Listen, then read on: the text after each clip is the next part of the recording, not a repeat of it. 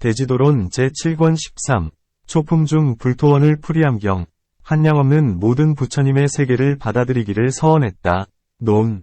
보살들은 여러 부처님의 세계가 한량없이 장엄하고 깨끗함을 보고는 갖가지 서원을 일으킨다. 어떤 부처님의 세계는 고통이 아주 없고 나아가서는 사막의 이름조차 없는 것을 보고는 보살이 스스로 서원을 일으켜 말하기를 내가 부처를 이뤘거든 그 세계에는 온갖 고통이 없고 나아가서는 사막도의 이름조차도 없으리니 반드시 이와 같아지리다 한다. 또한 어떤 부처님의 세계는 칠보로 장엄되어 있어 주야로 항상 청정한 광명을 뿜어 해와 달이 없는 것을 보고는 서원을 일으켜 말하기를 내가 부처를 이뤘거든 그 세계에는 항상 장엄하고 깨끗한 광명이 있으리니 반드시 이와 같이 되리다 한다. 또한 어떤 부처님의 세계는 중생들이 모두가 십선을 행하고 큰 지혜가 있으며 의복과 음식이 생각하는 즉시 생겨나는 것을 보고는 서원을 일으켜 말하기를 내가 부처를 이뤘거든 그 세계의 중생들의 의복과 음식도 반드시 이와 같아지리다 한다. 또한 어떤 부처님의 세계는 순수하게 보살들만이 있는데 부처님의 몸매와 같아 30 이상이 있고 광명을 환하게 비추고 나아가서는 성문이나 벽지불은 이름조차 없고 또 없으며 모두가 깊고 묘한 불도를 행하여 시방으로 유행하면서 일체를 교화한다. 이것을 보고는 서원을 일으켜 말하기를 내가 부처를 이뤘거든 그 세계의 중생들도 반드시 이와 같아지리다 한다. 이와 같이 한량없는 부처님 세계의 갖가지 장엄하고 깨끗함을 보고는 모두 얻겠다고 서원한다. 그러므로 한량없는 모든 부처님의 세계를 받아들이기를 서원하였다고 한다. 문. 보살들은 행과 업이 청정하여 스스로 깨끗한 과보를 얻거늘 어찌하여 반드시 서원을 세운 뒤에야 그것을 얻는가? 비유하건대 농사짓는 이가 곡식을 얻는 것과 같으니 어찌 다시 서원을 기다리겠는가? 답. 복을 짓되 원하는 것이 없으면 표방할 바가 없나니 서원을 세워 인도자, 도어가 되어야 능히 이루어질 바가 있는 것이다. 비유하자면 금을 녹이는 일은 세공사의 뜻에 따를 뿐이요 만들어질 금의 모양이 정해져 있는 것은 아니다. 부처님께서는 이렇게 말씀하셨다. 어떤 사람이 조그마한 보시의 복덕을 닦고 조그마한 지게의 복덕을 닦으면서 선법을 알지 못하더라도 인간 세상에 복이 안락한 사람이 있다는 말을 듣고는 마음속에 항상 생각하고 집착하고 서원하여 버리지 않는다면 목숨을 마친 뒤에는 복이 안락한 인간으로 태어난다. 또한 어떤 사람은 조그마한 보시의 복덕과 조그마한 지게의 복덕을 닦으면서 선법을 알지 못하더라도 사천왕천처 33천, 야마천, 도솔타천, 화락천 세욕을 전일하게 생각함으로써 변화한 세욕이 내게로 와서 나를 기쁘게 하는 곳이나 타화자재천이 하늘은 남을 세욕의 경계로 만들어 그와 더불어 음욕을 행하며 또한 전전하기를 이와 같이 하는 까닭에 타화자재라 한다. 이 있다는 말을 듣고는 마음속으로 항상 원한다면 목숨이 다한 뒤에 제각기 원한 곳에 태어난다. 보살도 이와 같아서 깨끗한 세계로의 서원을 닦은 뒤에야 그것을 얻게 되는 것이다. 그러므로 서원에 의해서 수승한 과보를 받게 되는 것임을 알 수 있다. 또한 부처님의 세계를 장엄함은 커다란 일이어서 홀로 행해 공덕을 이룰 수 없는 까닭에 반드시 서원에 위하는 것이다. 비유하자면 비록 소의 힘이 수레를 끌기에 족하지만 반드시 마부가 있어야 목적지에 이를 수 있는 것과 같다. 세계를 밝히고자 하는 서원 역시 그러하니 복덕은 소와 같고 서원은 마부와 같은 것이다.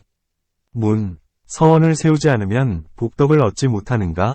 답. 비록 얻기는 하나 서원이 있는 것만 못하다. 서원은 능히 복을 도우니 항상 행한 바를 생각하면 복덕이 자라나는 것이다. 문. 서원을 세워야 과보를 얻는다면 어떤 사람이 심악을 저지르고도 지옥에 태어나기를 서원하지 않는다면 지옥의 과보도 얻지 않아야 하리라. 답. 죄와 복에는 정해진 과보가 있지만 다만 서원을 세운 이는 적은 복을 닦아도 원력 때문에 큰 과보를 얻게 된다. 앞에서 말하기를 죄의 갚음은 괴롭다고 하였는데 일체 중생은 모두 즐거움을 얻으려 하지 괴로움을 원하는 이는 없다. 그러므로 복에는 한량없는 과보가 있지만 죄의 과보는 한량이 있는 것이다. 어떤 사람이 말하기를 가장 큰 죄는 아비지옥에서 한 법 동안 과보를 받는 것이며 가장 큰 복은 비유상비무상처에서 8만 대겁 동안 과보를 받는 것이다. 보살들이 세계를 맑히려는 서원 역시 한량없는 겁 동안 도에 들어가서 열반을 얻게 하니 이것이 항상하는 즐거움, 상악이다, 고한다. 문, 니리품에서는 반야바라미를 비방한 죄는 이 세계의 겁이 다하면 다시 다른 지방의 니리 가운데로 옮겨간다. 고하여건을 어찌하여 가장 큰 죄는 지옥 안에서 한 법의 과보를 받는다 하는가? 답. 불법은 중생을 위하여 두 가지 교화 방법이 있으니 하나는 불도요, 둘은 성문도이다. 성문도에서는 오역죄를 지은 사람에 대해 부처님께서는 지옥의 과보를 한 법 동안 받는다 하시고, 보살도에서 불법을 파괴한 사람에 대해서는 여기서 겁이 다하면 다시 다른 곳으로 가서 한량없는 죄를 받는다 하셨다. 성문법에서 가장 으뜸가는 복은 8만 겁 동안 받고, 보살도에서 받는 큰 복은 한량없는 아승기겁 동안 받는다. 그러므로 복덕은 반드시 서원이 있어야 하는 것이다. 이것을 한량없는 부처님의 세계를 받아들이고자 서원한다고 말한다. 경, 한량없는 국토의 부처님들의 삼례를 생각하니 항상 눈앞에 나타나 있었다. 논, 한량없는 불국토라 함은 시방의 모든 부처님의 국토를 말한다. 연불삼매란 시방 3세의 부처님들을 항상 마음의 눈으로 바라보되 마치 눈앞에서 드러나 있는 것과 같다는 것이다.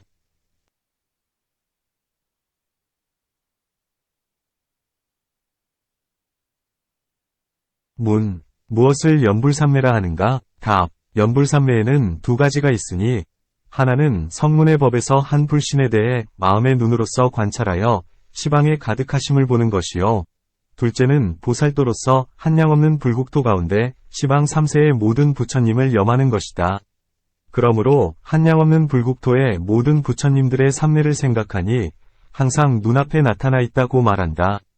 문, 보살의 삼매가 갖가지로 한량이 없다면 어찌하여 보살은 이 연불삼매만이 항상 눈앞에 나타나 있는 것만을 찬탄하는가? 답, 이 보살은 부처님을 생각하는 까닭에 불도 가운데 들어가게 된다. 그런 까닭에 연불삼매로서 항상 눈앞에 나타나 있는 것이다. 연불삼매는 갖가지 번뇌와 전생의 죄를 제거하지만 다른 삼매로는 능히 음욕을 제거하나 성냄을 제거하지 못한다. 또한 능히 성냄을 제거하나 음욕을 제거하지 못하고 능히 우치를 제거하나 음욕과 분노를 제거하지 못하고 능히 삼독을 제거하나 전생의 죄를 제하지는 못한다. 하지만 이 연불삼매는 능히 갖가지 번뇌와 갖가지 죄를 제거하는 것이다. 또한 연불삼매에는 큰 복덕이 있어서 능히 중생을 제도하나니 이 보살들이 중생을 제도하려 함에 다른 삼매들 가운데 이 연불삼매만큼 복덕으로 모든 죄를 속히 없앨 수 있는 것은 없다. 이런 이야기가 있다. 옛날에 500명의 상인들이 바다에 들어가서 보물을 캐다가 마가라 어왕을 만나게 됐다. 그 입을 여니 바닷물이 그 가운데로 들어가고 배가 쏜살같이 쓸려 들어가는 난을 당하였다. 이때 사공, 선사, 이 막루 위의 사람에게 물었다. 그대는 무엇을 보았는가? 막루 위의 사람이 대답했다. 해가 셋이 있고 횡 산이 늘어섰는데 물이 쏠려들기를 마치 큰 구덩이로 들어가는 것 같았습니다. 사공이 말했다. 이는 마가라 어왕이 입을 벌린 것이다. 하나는 진짜 해요. 두 개의 해는 고기의 두 눈이요.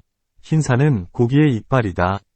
물이 흘러드는 것은 그의 입으로 들어가는 것이니 이제 우리들은 끝장이 났다. 제각기 천신에게 기도하여 스스로를 구제하라. 이때 사람들이 제각기 섬기는 바의 구원을 청했으나 도무지 소용이 없었다. 이 가운데 오계를 받은 우바세가 있다가 사람들에게 말했다.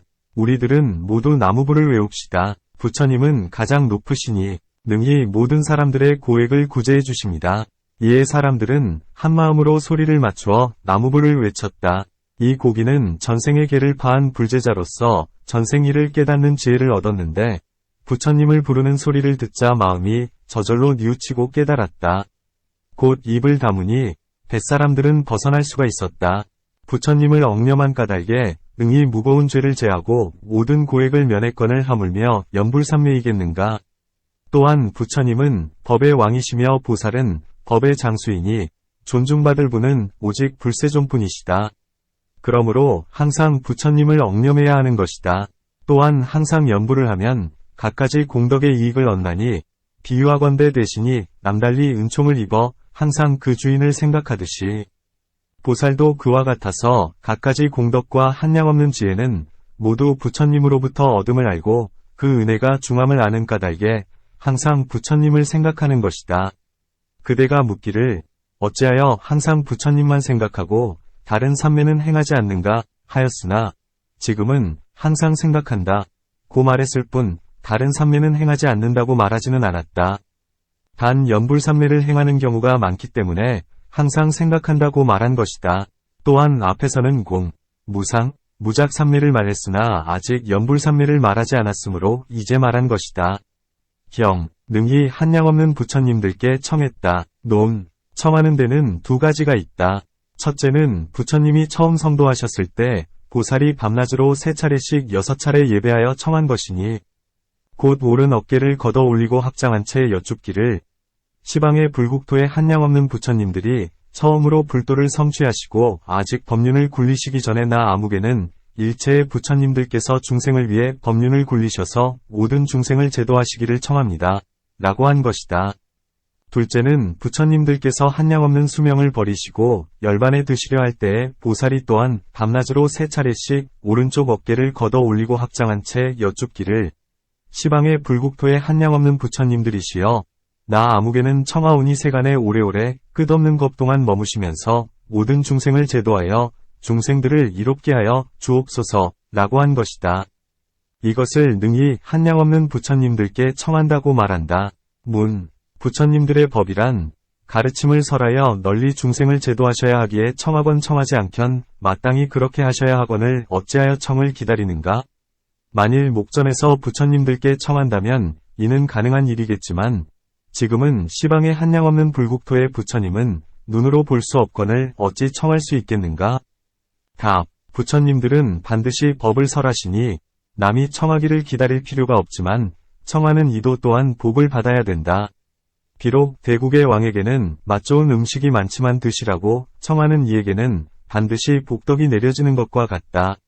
그의 마음을 헤아리는 까닭이다. 인자한 마음으로 중생들 모두가 즐거움을 얻게 하려고 생각하는 경우 비록 그 중생은 즐거움을 받지 못해도 생각하는 이는 많은 복을 받는 것과 같이 부처님께 설법을 청하는 것도 그러하다. 또한 부처님들은 청하는 이가 없으면 바로 열반에 들어 설법을 하지 않는 경우가 있다. 법화경에서 다보부처님은 아무도 청하는 이가 없는 까닭에 곧 열반에 드셨다가 나중에 변화한 불신 및 칠보탑으로 법화경을 설하시는 것을 증명해주기 위해 잠시 나타나셨다고 했다. 또한 수선다 부처님의 제자는 전생의 행이 아직 이거지지 않았기에 문득 버리고 열반에 드셨으니 화불로 머물기를 한 것 동안 중생을 제도하셨다. 지금의 석가모니 부처님께서는 도를 얻으신 뒤 57일 동안 잠자코 계시어 법을 설하지 않으셨다. 스스로 말씀하기를 나의 법은 심히 깊어서 알기 어렵고 이해하기 어렵다. 일체의 중생들은 세간의 법에 결박되고 집착되어 능히 이해할 자가 없다. 차라리 잠자코 열반의 즐거움에 드느니만 못하리라 고 하셨다. 이때에 여러 보살들과 석재환인과 범천왕과 하늘들이 합장하여 공경히 예를 올리면서 중생들을 위하여 최초의 법륜을 굴리소서 라고 청했던 것이다. 그러자 부처님께서는 잠자코 청을 받아들이시고는 발안해의 사슴동산으로 가셔서 법륜을 굴리셨다. 이와 같건을 어찌 청해도 이익이 없다고 하겠는가? 또한 부처님이란 중생을 평등하게 바라보시어 귀천도 경중도 없다. 누구라도 청하기만 하면 그가 청하는 까닭의 법을 말씀해 주신다. 비록 중생이 면전에서 부처님께 청하지 않더라도 부처님은 항상 그 마음을 보시고 그의 청함을 들으신다. 설사 부처님들께서 직접 듣거나 보시지 않는다 해도 부처님께 청하면 복덕을 받거늘 하물며 부처님께서 다 듣고 보시고 계시거늘 어찌 이익이 없겠는가? 문. 이미 부처님께 청한다면 이익이 있음을 알았다. 그렇다면 어째서 꼭 두 가지 일로서 청해야만 하는가? 답. 다른 것이라면 청할 필요가 없지만 이 두 가지 일만은 꼭 청해야 된다. 만일 청하지 않는데도 말한다면 외도들이 비난하기를 본체의 도는 항상 일정하거늘 어찌하여 법에 집착해서 말을 많이 하고 일을 많이 벌리는가 라고 하리라. 이런 까닭에 청을 기다려 말씀하신다. 또한 어떤 사람은 말하기를 만일 모든 법의 모습을 알았다면 수명을 탐내어 오랫동안 세간에 머물지 말아야 하리라. 그런데 어째서 빨리 열반에 들지 않는가? 라고 한다. 이런 까닭에 반드시 사람이 청하기를 기다려 법륜을 굴리신다. 또한 청하기도 않았는데 말씀하시면 사람들이 말하기를 부처님은 법에 애착되어 사람들에게 알리고자 한다, 고한다. 이런 까닭에 반드시 사람들이 청한 뒤에야 법을 펴신다. 외도들은 스스로가 법에 집착되어 청하건 청하지 않건 자진해서 남에게 말하지만 부처님은 모든 법에 집착하거나 애착하지 않으신다. 다만 중생들을 가엾이 여기사 부처님께 청하는 이가 있으면 부처님은 당장 말씀해 주신다. 부처님들께서는 청하는 이가 없는데도 최초의 법륜을 굴리시는 일은 없다. 이런 개송이 있다. 부처님들의 말씀은 무엇이 진실이며 무엇이 진실하지 못함인가? 진실함과 진실치 못함의 두 가지 일을 얻을 수 없네. 이와 같이 진실한 모습이니 모든 법을 희롱 삼지 않고 중생들을 가엾이 여기시는 까닭의 방편으로 법륜을 굴리신 것이다. 또한 부처님께서 청하는 이 없이 스스로 법을 말씀하신다면 이는 스스로 드러내 스스로 집착하는 것이 되어 응당 14가지 질문, 난에도 대답을 하셔야 하리라. 그러나 지금 여러 하늘들이 부처님께 설법을 청함은 단지 노, 병, 살을 끊기 위함일 뿐 희론하려는 것은 아니다. 이런 까닭의 14가지 질문에 대답지 않아도 허물이 없다. 그러므로 꼭 청한 뒤에야 법륜을 굴리신다. 또한 부처님은 인간 세상에 태어나셔서 대인의 법을 부리시는 까닭에 비록 큰 자비가 있다 해도 청하지 않으면 말씀하지 않으신다. 만일 청하지 않았는데도 말씀하셨다면 외도에게 조롱을 받으실 것이다. 그러므로 처음에는 반드시 청함을 기다리는 것이다. 또한 외도들은 범천을 숭상하는데 범천이 스스로 부처님께 청하면 곧 외도의 마음도 굴복한다. 또한 보살의 법으로는 밤과 낮으로 3차례씩 항상 3가지 일을 행한다. 첫째는 이른 아침에 오른 어깨를 걷어 올리고 합장한 채 시방 부처님께 예를 올리면서 말하기를 나 아무개는 이 세상이나 지난 세상 한량없는 법 동안에 몸과 입과 뜻으로 지은 악업의 죄를 시방 현재의 부처님께 참회하옵니다.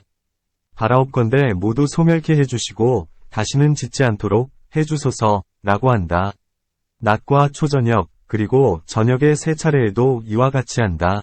둘째는 시방 3세의 부처님들이 행하신 공덕과 제자들의 공덕을 억념하고 따라 기뻐하면서 권하고 돕는다. 셋째는 현재 시방의 부처님들께 최초의 법륜을 굴리실 것을 삼가 청하고 또한 부처님들께서 오래도록 세간에 머무시면서 한량없는 법 동안 일체를 제도하고 벗어나게 해주시기를 청한다. 보살이 이 3가지를 행하면 공덕이 한량없고 부처를 이루는 일에 가까이 가게 된다. 경, 능히 갖가지 견해, 얽매임 및 모든 번뇌를 끊었다. 논, 견해, 견에는 2가지가 있으니 첫째는 상견, 상이요. 둘째는 단견, 단이다. 상견이라 함은 오중의 항상함을 보고 마음으로 기꺼이 받아들이는 것이요. 단견이라 함은 오중의 소멸을 보고 마음으로 기꺼이 받아들이는 것이다. 일체의 중생은 대개 이 2가지 견해에 떨어지기 마련이다. 보살은 스스로 이 2가지를 끊고 또한 일체 중생들의 2가지 견해를 제거해 중도에 처하게 한다. 다시 2가지 견해가 있으니 유견과 무견이다. 다시 3가지 견해가 있으니 일체법을 받아들임, 일절법인, 과일체법을 받아들이지 않음, 일절법불인, 과일체법을 받아들이기도 하고 받아들이지 않기도 함, 일절법력인 역불인, 이다. 다시 4가지 견해가 있으니 세간이 항상하다는 것과 세간이 무상하다는 것과 세간이 항상하기도 하고 무상하기도 하다는 것과 세간이 항상하지도 않고 무상하지 않기도 하다는 것이다. 나와 세간의 끝이 있음과 끝이 없음도 이와 같아서 죽은 뒤에 여실하게 가기도 하며 죽은 뒤에 여실하게 가지 않기도 하며 죽은 뒤에 여실히 가기도 하고 여실히 가지 못하기도 하며 죽은 뒤에 여실히 가지도 못하고 여실히 가지 못하기는 것도 아니다. 또한 5가지 견해가 있으니 신견과 변견과 사견과 견취와 개견이다. 이와 같은 각가지 견해에서 62견에 이르기까지를 끊는 것이다. 이와 같은 모든 견해는 각가지 인연에서 생한 것이며 각가지 지혜의 문으로 관찰되고 각가지 스승에게서 듣게 된다. 이와 같은 각가지 모습은 능히 각가지 번뇌, 결사를 이루고 각가지 원인을 지어 중생들에게 종종의 고통을 가져다 준다. 이를 각가지 견해라 한다. 견해의 뜻은 뒤에서 자세히 설명하리라. 얽매임, 전이라 함은 10가지 얽매임, 십전을 말한다. 곧 성냄의 얽매임, 죄를 숨김의 얽매임, 졸음의 얽매임, 잠의 얽매임, 희롱의 얽매임, 들뜸의 얽매임, 제 부끄러움 없음의 얽매임, 남 부끄러움 없음의 얽매임, 인색함의 얽매임, 질투의 얽매임이다. 또한 일체의 번뇌는 마음을 얽어매는 까닭에 모두 일컬어 얽매임이라 한다. 번뇌라 함은 능히 마음을 번거롭게 하고 괴롭히기 때문에 번뇌라 한다. 번뇌에 두 가지가 있으니 내적인 집착, 내저과 외적인 집착, 외저이다. 내적인 집착이란 5가지 견해, 오견과 의심과 교만 등이요. 외적인 집착이란 음욕, 성냄 등이다. 무명은 안팎에 동시에 속한다. 다시 2가지 결이 있으니 첫째는 애욕에 속하는 것이요. 둘째는 견해에 속하는 것이다. 또한 3가지가 있으니 음욕에 속하는 것과 성냄에 속하는 것과 어리석음에 속하는 것이다. 이것을 번뇌라고 한다. 얽매임, 전이라 했는데 어떤 사람은 말하기를 10가지 얽매임이 있다 고 하며 어떤 사람은 말하기를 500가지 얽매임이 있다 고 한다. 번뇌를 일체의 결사라 하는데 결에는 9가지가 있고 사에는 7가지가 있어 합치면 98결, 결이 된다. 가전현자 아비담에 말하기를 10전과 98결이 합해 108번 뇌가 된다. 독자의 아비담 가운데에서는 결과 사는 같은 것으로 500이 얽매임, 전이 있다 고 한다. 이와 같은 모든 번뇌를 보살은 능히 갖가지 방편으로 스스로 끊으며 또한 교묘한 방편으로서 다른 사람의 번뇌들도 끊게 한다. 부처님께서 생존하셨을 때 3사람이 있었다. 큰형과 둘째 형과 막내인 이들이 비아리국에는 음녀 암라바리가 있고 사바제에는 음녀 수만나가 있으며 왕사성에는 음녀 우발나반나가 있다는 얘기를 들었다. 또한 2사람은 각각 이 3여인은 단정하기 견줄이 없다. 며 사람들이 칭찬하는 말을 듣고는 밤낮으로 오로지 3여자를 생각하여 잠시도 멈추지 못하다가 마침내는 꿈속에서 그들을 만나 정사를 하고 말았다. 꿈을 깬 뒤에 생각했다. 저 여자가 오지도 않았고 내가 가지 않았는데도 음사를 이룰 수 있구나. 이 일로 인하여 모든 법이 다 이렇다는 것을 깨닫게 되었다. 이에 발타바라 보살에게 가서 이 일을 물으니 발타바라 보살이 대답했다. 모든 법이 실로 그러하여서 모두가 마음에서 생겨나는 것이다. 이와 같이 갖가지 방편으로 3사람에게 방편을 부려 교묘히 모든 법의 공함을 말해주니 이때 3사람은 곧 아비발치를 얻었다. 이 보살들 역시 그와 같아서 중생들을 위해 갖가지 방편으로 모든 법을 교묘하게 말해주어 모든 견해와 얽매임과 번뇌를 끊어주니 이것을 일컬어 능히 갖가지 견해와 얽매임 및 번뇌를 끊게 한다 고 하는 것이다. 경, 백천가지 삼매에서 유의하며 삼매를 냈다. 논, 보살들은 선정으로 마음이 조복되어 청정한 지혜와 방편의 힘 때문에 능히 갖가지 삼매를 낸다. 어떤 것이 삼매인가? 곧 착한 마음이 한 곳에 머물러 요동치 않는 것을 삼매라 한다. 또한 3가지 삼매가 있으니 유가규과 삼매와 무각무관 삼매와 무가규과 삼매이다. 또한 4가지 삼매가 있으니 6개의 얽매인 삼매와 3개의 얽매인 삼매와 무색개의 얽매인 삼매와 얽매이지 않은 삼매이니 이 가운데서 부리는 보살의 삼매는 앞서 말한 바와 같거니와 부처님의 삼매에 대해서는 아직 원만하지 못하여 부지런히 행하고 닦는 까닭에 능히 낸다고 한다. 문, 보살들은 무슨 까닭에 이 100,000가지 삼매를 내고 또한 유의하는가? 답, 중생들이 한량 없고 마음씨, 심행도 한결같지 않아서 근기가 예리한 이도 있고 둔한 이도 있으며 번뇌가 얇은 이도 있고 두터운 이도 있다. 그러므로 보살은 100,000가지 삼매를 행하여 그 번뇌, 진로를 끊게 한다. 비유하건대 가난한 사람들을 큰 부자로 만들어주려거든 반드시 갖가지 재물과 온갖 것을 갖춘 뒤에야 가난한 사람들을 모두 구제할 수 있는 것과 같다. 또한 어떤 사람이 모든 병을 고쳐주려거든 반드시 갖가지 약을 준비한 뒤에야 고칠 수 있듯이 보살들도 그와 같아서 널리 중생을 제도하기 위한 까닭에 갖가지 100, 1000삼매를 행한다. 문, 다만 이 삼매를 내기만 하면 될 것이거늘 어찌하여 또한 그 가운데서 유의하는가? 답, 보살이 마음으로 모든 삼매를 내며 깊은 마음으로 들고 나기를 자유롭게 하는 것을 휘라 한다. 이는 애착에 결박된 유의가 아니다. 유의자재라고 함은 마치 사자가 사슴들 가운데서 자재롭고 두려움 없는 것과 같음을 말한다. 따라서 희라고 하는 것이다. 이 보살들이 삼매에 대하여 자재로운 힘이 있어서 능히 나오고 들 수 있음도 또한 이와 같다. 다른 사람들은 삼매에 대하여 자재롭게 들어가나 자재롭게 머무르거나 나오지 못하며 자재롭게 머무르나 자재롭게 들고 나지 못하며 자재롭게 나오지만 자재롭게 머무르거나 들지 못하며 자재롭게 들고 머무르지만 자재롭게 나오지 못하며 자재롭게 머무르고 나오지만 자재롭게 들지 못하는 경우가 있다. 하지만 이 보살들은 세 가지의 능히 자재로운 까닭에 백천가지 삼매에 능히 유의하기도 하고 내기도 한다. 고한다. 경. 보살들은 이와 같이 각가지 한량없는 공덕을 성취했다. 논. 이 보살들은 부처님과 함께 머무르니 그 공덕을 찬탄하려면 한량없는 억겁에도 다할 수 없다. 그러므로 말하기를 한량없는 공덕을 성취했다. 고한다. 경. 그들의 이름은 발타바라진나라 말로는 선수보살, 날라가라진나라 말로는 보적보살, 도사보살, 나라달보살, 성득보살, 수천보살, 주천보살, 대의보살, 이계보살, 증의보살, 불호견보살, 선진보살, 세승보살, 상금보살, 불사정진보살, 일장보살, 불결의보살, 관세음보살, 문수실이, 진나라 말로는 유덕보살, 집보임보살, 상거수보살, 미륵보살이었다. 이와 같이 한량없는 백천만억 나유타의 보살마하살들은 모두가 보처이자 거룩한 지위를 이어받은 이들이었다. 논. 이렇듯 여러 보살들이 부처님과 함께 왕사섬 기사불산에 계셨다. 문. 이 같은 보살들은 많이 있건을 어째서 22보살만 말하는가? 답. 보살들은 그 수가 한량없는 천만억이어서 말로 다 할 수 없다. 만일 다 말하려면 문자로 다 표시할 수 없다. 또한 여기에 두 종류의 보살이 있으니 집에 있는 이와 집을 떠난 이이다.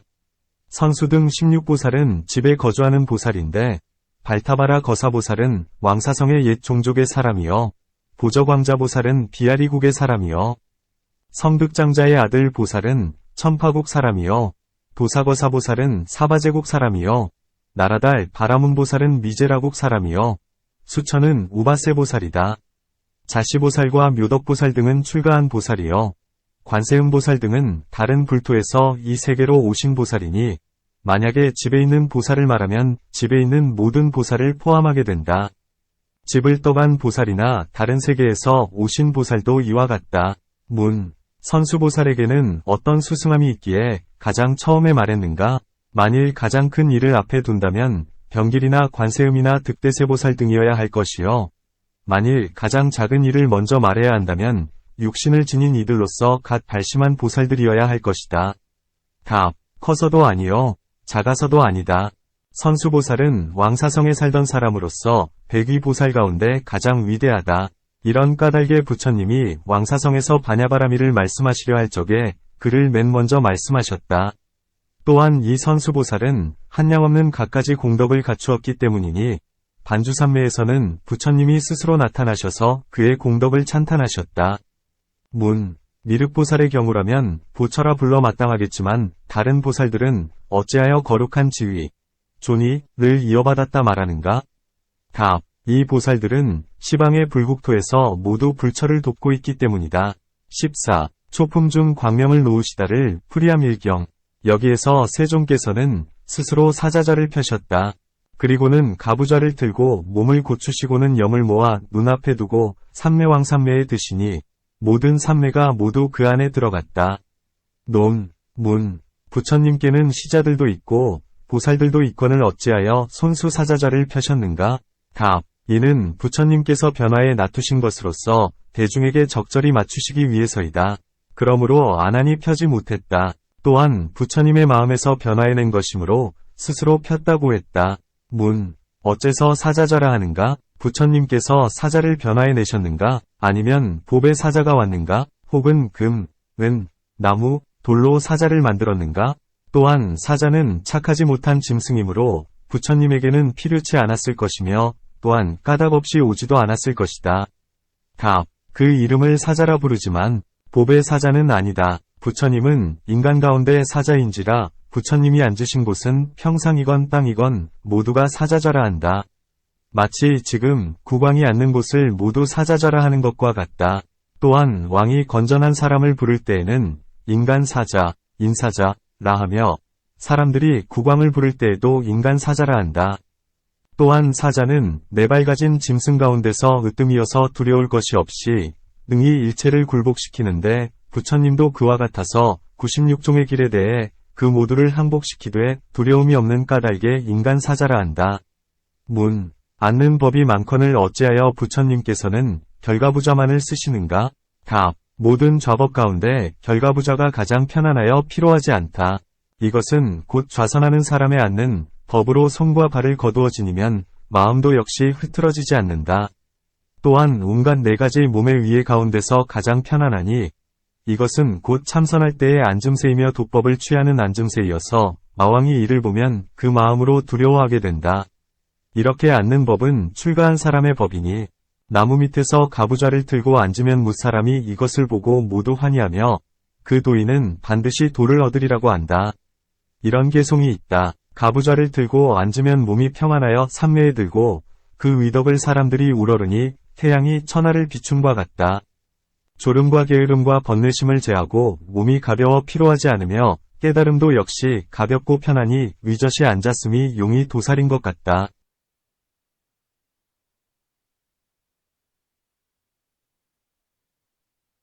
가부좌로 앉은 그림만 보아도 마왕이 겁을 내고 두려워하거늘 하물며 도에 든 사람이 편안히 앉아 동요하지 않음이랴. 이런 까닭에 가부좌로 앉는 것이다. 또한 부처님께서 제자들에게 이와 같이 앉아야 한다고 가르치셨기 때문이다.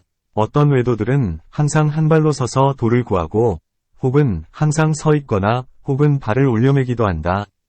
이런 기이한 모습, 우로는 마음이 삿된 바다에 빠지고 몸은 안온하지 못하다. 이런 까닭에 부처님께서 제자들에게 가부좌를 맺고 몸을 곧게 하라 하셨다. 왜냐하면 몸을 바로 하면 마음을 바로 잡기가 쉽기 때문이다. 그 몸을 똑바로 세워 앉으면 마음이 게을러지지 않나니 단정한 마음으로 뜻을 바르게 하여 염을 모아 눈앞에 두며 마음이 흐트러지면 이를 다시 거두어 들인다. 삼매에 들려는 까닭에 갖가지 잡념을 모두 거두어 모으니 이와 같이 염을 모아 삼매왕삼매에 드는 것이다. 어찌하여 삼매왕삼매라 하는가? 곧 이 삼매는 모든 삼매 가운데 가장 으뜸이고 자제하여서 능히 한량 없는 법을 반연한다. 마치 사람들 가운데에서는 왕이 제일이요 왕 가운데에서는 전륜성왕이 제일이요 모든 하늘 위와 하늘 아래서는 부처님이 으뜸이듯이 이 삼매도 역시 그와 같아서 모든 삼매 가운데서 가장 으뜸인 것이다. 문. 만일 부처님의 힘 때문이라면 모든 삼매가 다 제일이어야 할 것이오늘 어찌하여 삼매왕삼매만을 제일이라 하는가? 답. 비록 부처님의 힘 때문에 부처님께서 행하시는 모든 삼매가 다 제일이겠지만 모든 법에는 응당차등이 있는 법이다. 마치 전륜성왕의 묻보배가 비록 모든 왕들의 보배보다는 훨씬 수승하지만 이 보배 가운데에도 스스로 차별이 있어서 귀하고 처남이 아득히 먼 것과 같다. 이 삼매왕삼매는 어떤 선정에 속하며 어떤 모습인가? 어떤 사람은 다음과 같이 말한다. 삼매왕삼매는 자제상이라 부르니 능히 오중을 포섭하며 제4선 가운데 있다. 왜냐하면 일체의 부처님들이 제4선에서 견제도를 행하여 안하함을 얻고 즉시에 18심 가운데서 불도를 얻으며 제4선에서 수명을 버리고 제4선에서 일어나 무여열반에 들기 때문이다. 제4선 가운데 8가지 태어나 머무는 곳, 팔생주처, 이 있으며 배사와 승처와 일체의 입은 대개 제4선 가운데 있기 때문이다. 제4선은 부동이라 하는데 선정의 상태, 법, 가 차단되지 않는다. 곧 욕계에서의 모든 욕심은 선정의 마음을 막고 초선에서는 각관의 마음이 움직이고 2선에서는 큰 기쁨이 움직이고 3선에서는 큰 즐거움이 움직이지만 4선에서는 움직임이 없다. 또한 초선은 불에 타고 2선은 물이 이르고 3선은 바람이 이르지만 4선에는 이러한 세 가지 근심이 없고 들고 나는 숨, 식,이 없으며 잡념을 버리어 청정하다. 그러므로 마땅히 삼매왕삼매는 제4선 가운데 있으니 마치 좋은 보물은 좋은 창고에 두는 것과 같다. 또한 어떤 사람이 말하기를 부처님의 삼매에 대해 누가 그 모습을 알 수 있으랴 한다. 일체의 부처님들의 법은 한 모습이고 형상 없고 무상, 한량 없고 셀 수도 없어서 불가사의하다. 나머지 다른 삼매조차도 헤아릴 수 없고 셀 수도 없고 불가사의하거늘 하물며 삼매왕삼매이겠는가. 이러한 삼매는 오직 부처님만이 아신다. 부처님의 신족과 지계도 알 수가 없거늘 하물며 삼매왕삼매이겠는가. 또한 삼매왕삼매에는 일체의 삼매가 그 안에 들어가기 때문에 삼매왕삼매라 한다. 비유하건대 연부제의 여러 강이 모두 대해로 들어가는 것과 같고 또한 모든 백성이 모두 국왕에게 예속된 것과 같다. 문. 부처님은 일체지이시니 모르시는 일이 없거늘 어찌하여 이 삼매왕삼매에 드신 뒤에야 능히 아시는가? 답. 지혜가 인연에 의해 생기는 것을 밝히고자 하는 까닭이며 외도인 육사들이 우리의 지혜는 언제라도 항상 존재하고 항상 안다 고 말하는 것을 막기 위한 까닭이다. 이런 까닭에 부처님께서는 삼매왕삼매에 드심으로써 아시며 이 삼매에 드시지 않았다면 아시지 못하는 것이다. 문. 만약에 그와 같다면 부처님의 힘이 줄어든 것인가? 답. 이 삼매왕삼매에 드시는 일은 어렵지 않다. 생각을 내시자마자 곧 드시나니 성문이나 벽지불이나 작은 보살들이 방편을 써서 들려고 하는 것과는 다르다. 또한 이 삼매왕삼매에 들면 육신통이 시방에 두루 퍼져서 한계도 없고 한량도 없게 된다. 또한 부처님은 삼매왕삼매에 드셔야 갖가지 변화를 일으켜 큰 신통력을 드러내신다. 만일 이 삼매왕삼매에 드시지 않고 신통을 나타내시면 다른 사람이 생각하기를 부처님은 환술의 힘이나 주술의 힘을 부리시는 것이다. 혹은 이는 힘센 용이거나 하늘이지 인간이 아닐 것이다. 왜냐하면 한 몸에서 한량 없는 몸을 내어 갖가지 광명과 변화를 부리기 때문이다 하여 사람이 아니라고 하기 때문이다. 이러한 의혹을 끊기 위해 부처님께서는 삼매왕삼매에 드신 것이다. 또한 부처님께서 만약에 다른 삼매에 드시면 하늘이나 성문이나 벽지불들이 곧 엿보아 알게 된다.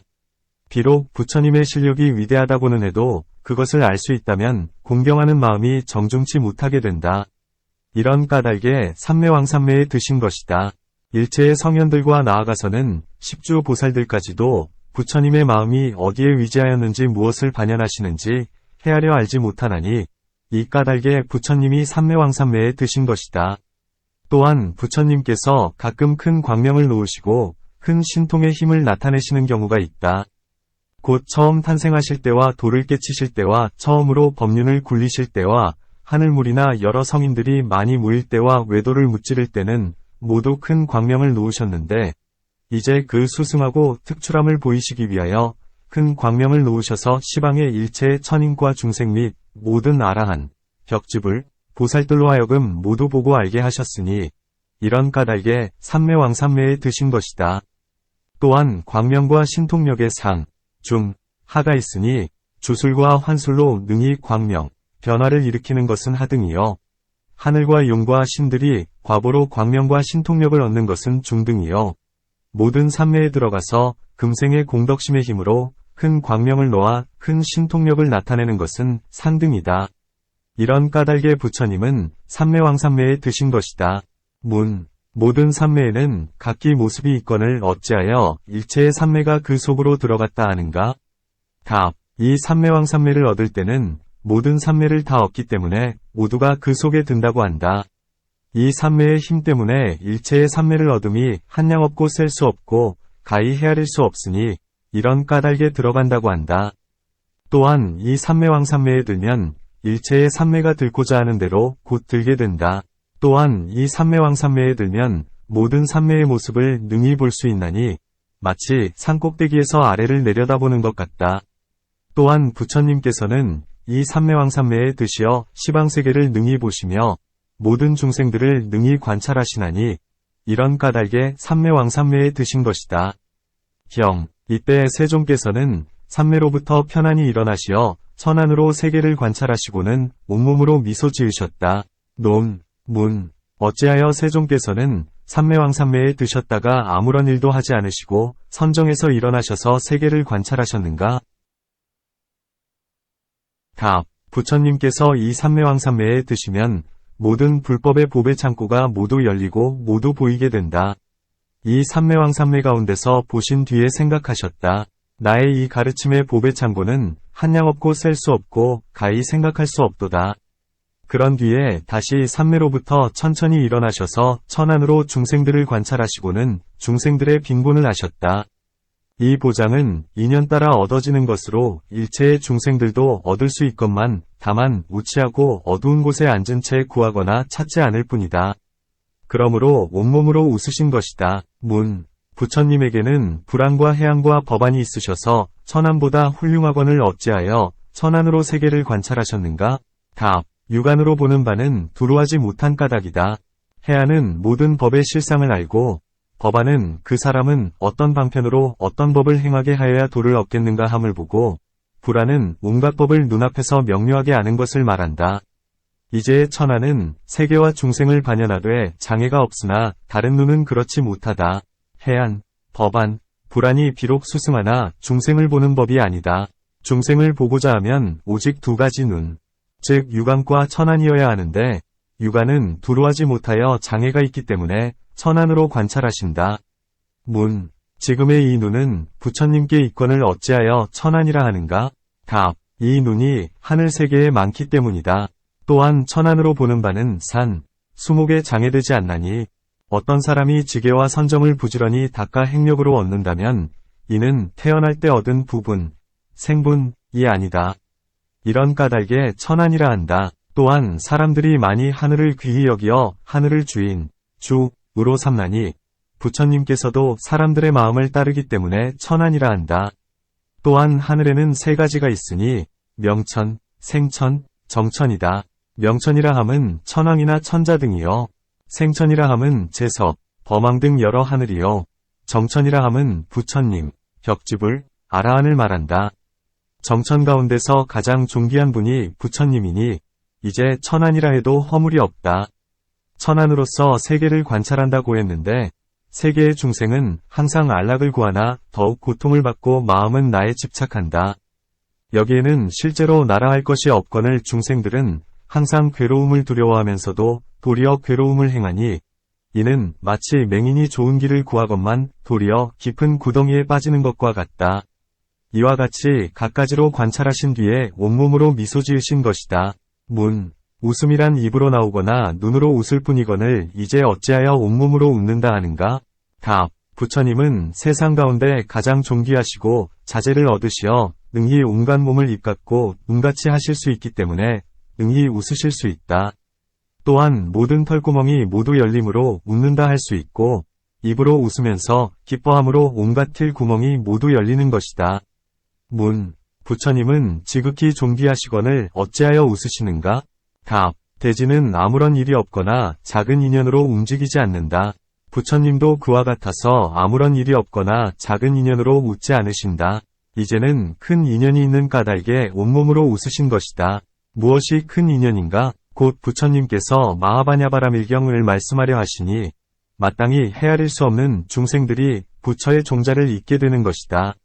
이것이 큰 인연이다. 또한 부처님께서 말씀하시기를 내가 일찍이 여러 생 동안 작은 벌레나 악한 사람이었는데 차츰차츰 여러 선의 근본을 쌓아서 큰 지혜를 얻고 지금은 스스로가 부처를 이루었다.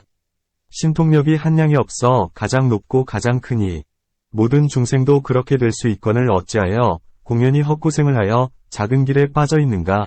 라고 하셨다.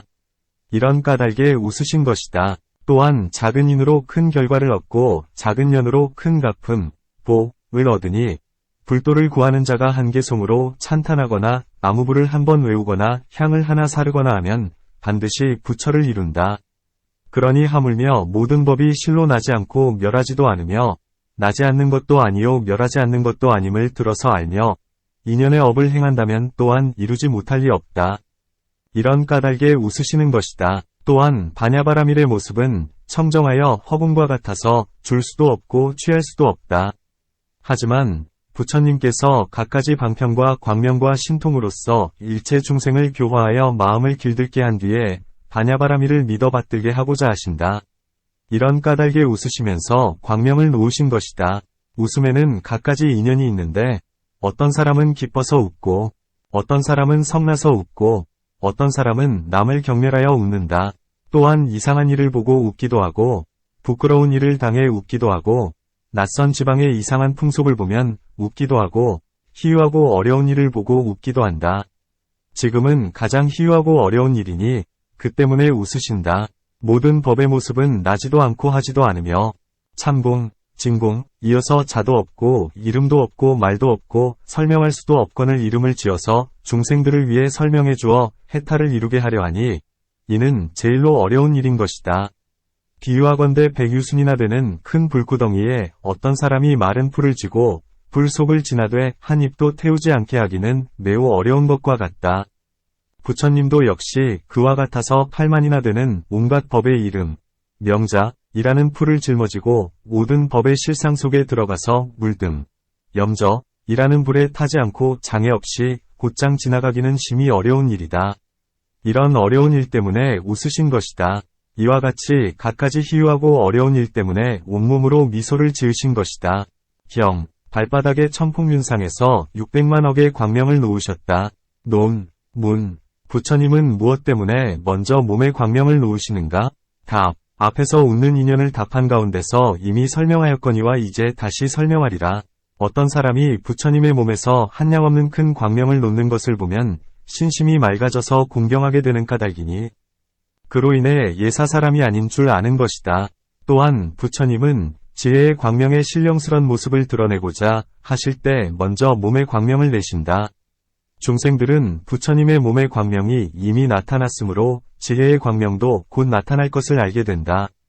또한 일체의 중생들은 항상 욕심과 쾌락에 집착되는데 오욕 가운데서 으뜸가는 것은 빛이다. 이 묘한 광명을 보면 반드시 마음이 애착되어 본래에 즐기던 바를 버리게 된다. 곧 그들의 마음에서 차츰 욕심을 여의게 한 뒤에 지혜를 말씀해 주시기 위해서이다. 문, 그 밖에 하늘 사람들도 광명을 놓는데 부처님의 광명 놓으심과는 어떤 차별이 있는가? 답, 비록 하늘 사람들도 광명을 놓기는 하나 한량이 있다.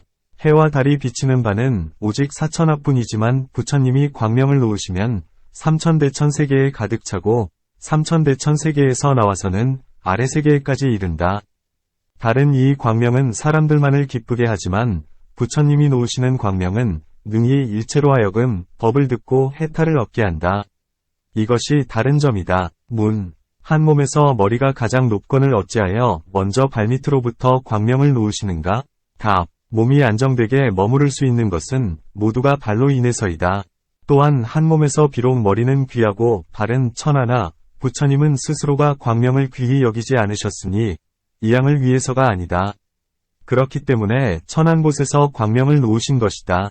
또한 용이나 큰 뱀, 귀신들은 입으로부터 빛을 뿜어 앞에 물건을 도구로 해치는데 만약에 부처님께서도 입으로부터 광명을 놓으시면 중생들이 이 무슨 큰 빛인가 하고 겁을 내며 해를 당할까 두려워한다. 그러므로 발밑으로부터 광명을 놓으신 것이다. 문, 발밑으로 놓으신 600만억의 광명과 나아가서는 6개의 광명까지 모두 세어도 삼천대천세계에도 차지 못하겠거늘 하물며 시방세계이겠는가? 답, 이 몸의 광명은 모든 광명의 근본이어서 근본으로부터 가지가 흘러나와 한량없고 셀 수가 없다. 비유하건대 가라구라충이 그 몸이 미세하지만 바람을 만나면 더욱 커져서 마침내는 모든 것을 삼키는 것과 같다. 광명도 그와 같아서 제도할 중생을 만나면 더욱더 커져서 한량이 없게 된다.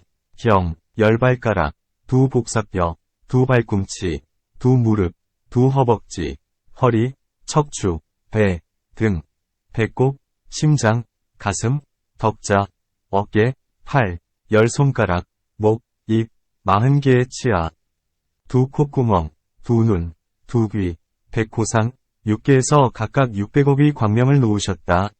논, 문, 발밑의 광명으로도 좋기 삼천대천세계 및 시방세계를 비치건을 어째서 몸의 각 부분마다 다시 600만억의 광명을 놓는가? 답, 내가 먼저 말하기를 발밑의 광명을 놓아 아래쪽 세계를 비친다 고했으나 다른 쪽은 채우지 못하므로 다시 몸의 각 부분에 광명을 놓는 것이다. 어떤 사람이 말하기를 발은 온몸이 위지하여 서는 곳이어서 가장 크지만 다른 곳은 그렇지 못하다.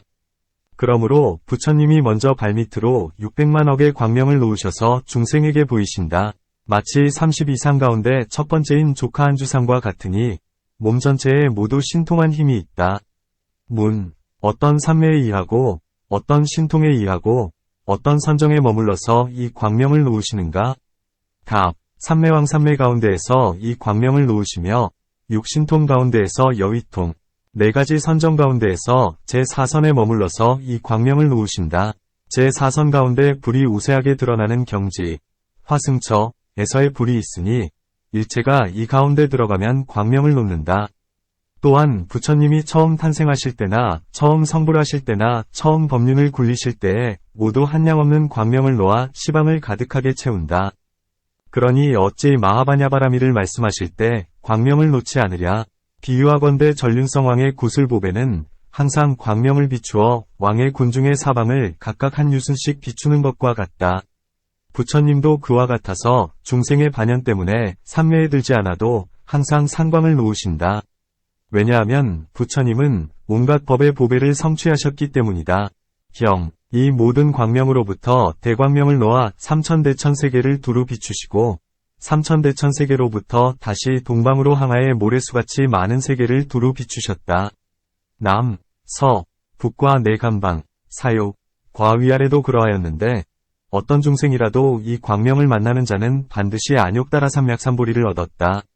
논, 문, 불의 모습은 위로 타오르고 물의 모습은 아래로 젖고 바람은 옆으로 퍼지듯이 이 광명은 불의 기운이므로 위로 뻗어야 할 것이거늘 어찌하여 삼천대천세계와 시방세계에 두루 차는가? 답. 광명에는 두 가지가 있으니 하나는 불기운, 화기, 이유 또한 하나는 물기운, 수기, 이다. 일주는 불기운이고 월주는 물기운인데 비록 불의 모습은 위로 향해 불꽃이 오르나 사람의 몸속의 불은 위아래로 두루 퍼져 도달한다. 해와 불의 광명도 그러하다. 그러므로 여름날에 땅 위의 물이 모두 뜨겁다. 이것으로 미루어 보건대 불이 모두 위로만 올라가는 것이 아님을 알 수 있다. 또한 이 광명은 부처님의 위실력에 의하기 때문에 시방에 두루 미치나니 마치 강한 활로 화살을 쏘면 어디든 향해 가는 것과 같다. 문. 어째서 동쪽을 먼저 비추고 남, 서, 북방을 나중에 비추는가? 답. 해가 돋을 때 동쪽에서 먼저 뜨기 때문이니 부처님께서도 중생들의 생각에 따라 먼저 동쪽을 비추셨다. 또한 방위마다의 다른 한 가지씩의 질문이 있으니 만일 먼저 남쪽을 비추셨다면 어째서 동, 서, 북쪽을 먼저 비추지 않았는가? 라고 묻게 되리라. 문. 그 광명은 언제 사라지는가? 답. 부처님께서 신통력을 써서 더 머물게 하고자 하면 더 머물고 신통력을 거두시면 곧 사라진다. 부처님의 광명은 등불 같으며 신통력은 기름 같으시다. 부처님께서 신통력을 거두지 않으신다면 광명은 사라지지 않는다.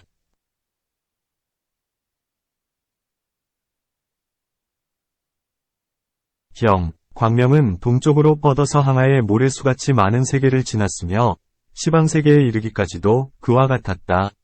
논, 문. 어떤 것이 삼천대천세계인가? 답. 부처님께서 자바함 가운데 분별하여 말씀하셨으니 1000개의 해, 1000개의 달, 1000개의 연부제, 1000개의 구타니, 1000개의 울달라월, 1000개의 불바제, 1000개의 수미산, 1000개의 사천왕천, 1000개의 33천, 1000개의 야마천, 1000개의 도솔타천, 1000개의 화자제천, 1000개의 타화자제천, 1000개의 범세천, 1000개의 대범천을 소천세계라 하고 줄이라고도 한다. 이 줄이의 천의 세계를 하나로 삼아 하나로부터 세어서 천에 이르면 이천의 중세계라 한다. 이 이천의 중세계를 하나로 삼아 하나로부터 세어서 천에 이르면 삼천대천세계라 한다. 처음의 천은 소, 두 번째 천은 중, 세 번째는 대천이라 하는데 천과 천을 거듭해서 세는 까닭의 대천이라 하고 천과 천을 곱하기를 두 번 거쳤기 때문에 삼천이라 한다.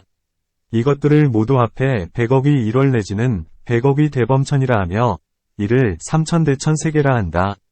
이는 일시에 생겼다가 일시에 사라진다. 어떤 사람이 말하기를 머무는 시간이 한 겁이요 사라지는 시간이 한 겁이요 다시 생기는 시간이 한 겁이니 이것이 삼천대천세계이다 라고 한다. 대겁은 세 가지로 무너지니 물과 불과 바람이다. 속업 역시 세 가지로 무너지니 전쟁, 도, 과 질병과 기아이다. 이 삼천대천세계는 허공 속에 놓여 있는데 바람 위에 물, 물 위에 땅, 땅 위에 사람이 있다. 수미산에는 두 하늘이 있으니 4천처와 33천처이다. 나머지 야마천 등은 복덕의 인연이 되는 칠보의 땅으로서 바람에 의해 공중에 들려져 있으며 나아가 대범천까지도 모두가 칠보의 땅으로서 모두가 바람 위에 놓여 있다. 이 삼천대천세계를 광명으로 두루 비추신 뒤에 나머지 광명이 흘러나와 다시 동쪽으로 항아의 모래수같이 많은 세계들을 비추시니 남, 서, 북과 내간방, 사육, 위아래도 그와 같았다. 문, 이 광명이 멀리 비쳤는데 어찌하여 사라지지 않는가?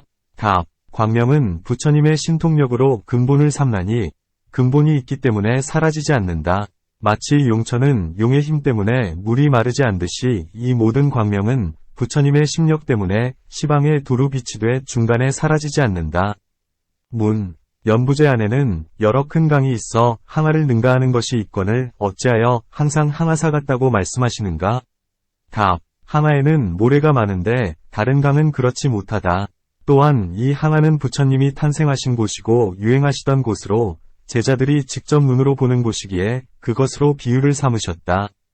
또한 부처님은 연부제에서 나오셨는데 연부제를 흐르는 네 큰 강이 북쪽에서 흘러나와 사방의 큰 바다로 들어간다. 북쪽의 설산에 아나바달달한 못이 있는데 이 못에는 금빛 나는 칠보의 연꽃이 있어 크기가 수레의 상계만큼 크다.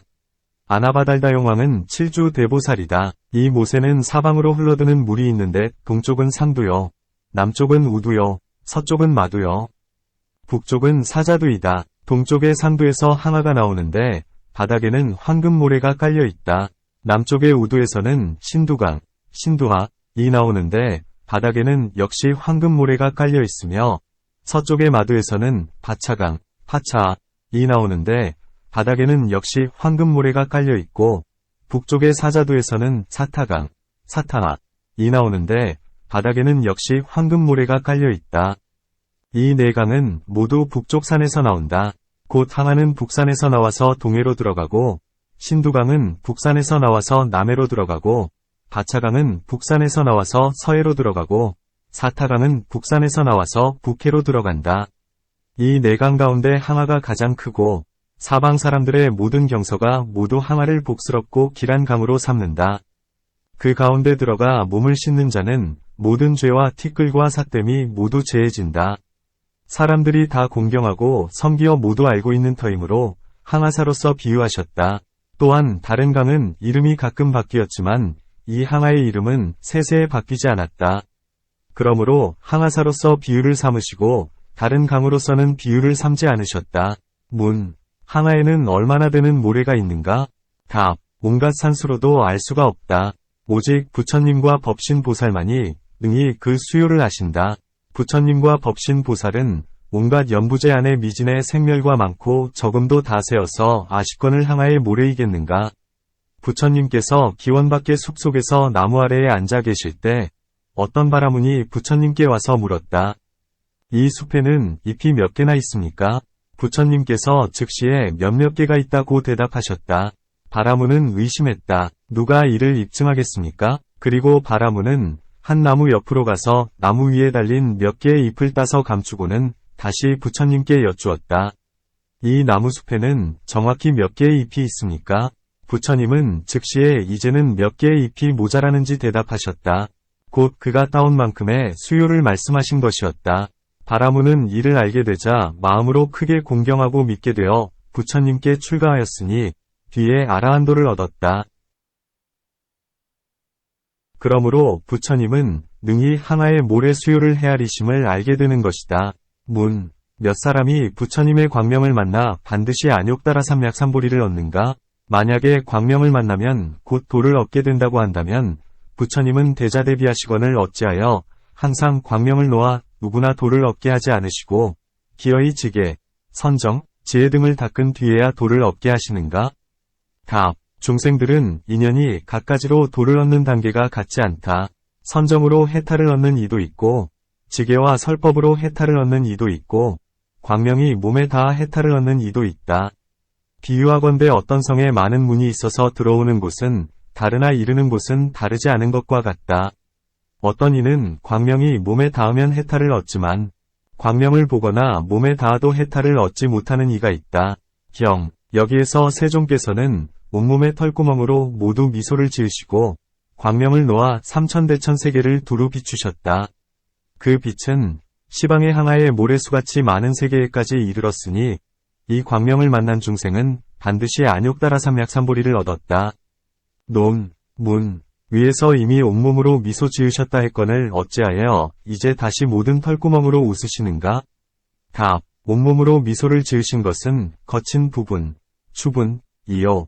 이제 일체의 털구멍으로 모두 미소를 지으신 것은 미세한 부분, 세분이다. 또한 앞에서 온몸으로 미소를 지으심은 한계가 있으나 이제 털구멍으로 미소를 지으실 땐 광명이 한량이 없는 것이다. 또한 앞에서 온몸의 광명으로 아직 제도되지 못한 이가 이제 털구멍의 광명을 만나 곧 해탈을 얻게 되는 것이다. 비유하건대 나무를 흔들어 열매를 따려 할 때 익은 과일은 먼저 떨어지지만 아직 덜 익은 것은 다시 흔들어야 되는 것과 같다. 또한 고기를 잡는데 앞에 던진 그물이 충분하지 못했다면 나중에 그물로 잡는 것과 같다. 웃으신 인연의 설명을 마친다.